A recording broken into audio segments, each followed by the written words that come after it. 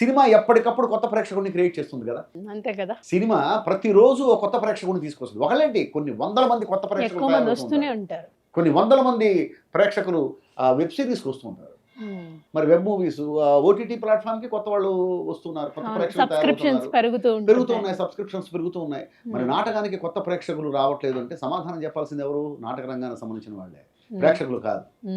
దానికి కొంతమంది మేధావులు ఏం చెప్తారు అంటే, ఇప్పుడు సినిమాలో లాగా మేము బూతులు చెప్పాలా, సినిమాలో లాగా డాన్సులు వేయాలా? బూతులు చెప్పే సినిమాలు ఆడుతున్నాయా? లేదు. మంచి సినిమాలు ఆడలేదా? బాలేదు. బూతులు లేకుండా, ఎలాంటి అశ్లీలం లేకుండా, వల్గారిటీ లేకుండా తీసిన సినిమాలు ఆడలేదని మీ ఉద్దేశమా? ఆడుతున్నాయి. ఇంకా దానికి ఆదరణ ఎక్కువగా ఉంటుంది. ఆదరణ ప్రమాణంగా ఉంది. బలగం లాంటి సినిమా వచ్చింది, బలగం లాంటి నాటకం ఎందుకు రాదు? బలగం లాంటి సినిమా వచ్చింది, నేను చూసా కదా 4 సార్లు. అద్భుతమైన సినిమా కదా, లేచి నిలబడి చప్పట్లు కొట్టాం కదా థియేటర్లో. బలగం లాంటి నాటకం ఎందుకు రాదు? అది ఆలోచించకుండా.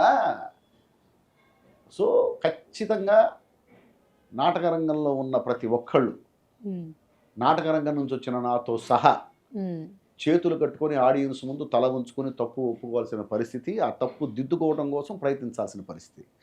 నా ప్రయత్నం నేను చేస్తున్నా నాకున్న పరిస్థితిలో. ఇప్పుడు నేను నాటకం, నువ్వు రాయచ్చు కదా ఏమో నాటకం, అదేమన్నా అంటారు, అనేవాళ్ళు బోల్డ్ అంటారు. నిజమే, నాకున్న బిజీలో నేను రాయలేని పరిస్థితి, నాకున్న బిజీలో నేను రాయలేని పరిస్థితి. నువ్వు రాస్తానంటే నీ కోఆపరేట్ చేయడానికి రెడీగా ఉన్నా నేను, సపోర్ట్ చేయడానికి, కోఆపరేట్ చేయడానికి. నేను ప్రస్తుతం చేయగలిగింది అది, నేను చేయగలిగింది నేను చేస్తూనే ఉన్నా. అలాగే మీరు చేయగలిగింది మీరు చేయండి అబ్బా, అది నా బాధ. ఎవరైనా ఒక మంచి కథతో నాటకాన్ని మేము రాస్తాము, మేము చూపిస్తాము అని చెప్పేసి మీ దగ్గరకు వస్తే మీరు సపోర్ట్ చేస్తారా? Any time. అది కొత్తగా నేను చెప్పడం కాదు, ఆల్రెడీ చేస్తున్నా కూడా. సో ఎన్నో మూవీస్కి రాశారు, ఇప్పుడు గేమ్ చేంజర్తో ముందుకు వస్తున్నారు. సో ఎలా ఉండబోతుంది గేమ్ చేంజర్? శంకర్ గారి దర్శకత్వంలో చరణ్ బాబు మూవీ అంటే ఆడియన్స్ ఏమేం కావాలని కోరుకుంటారో అవన్నీ ఆ సినిమాలో ఉన్నాయి.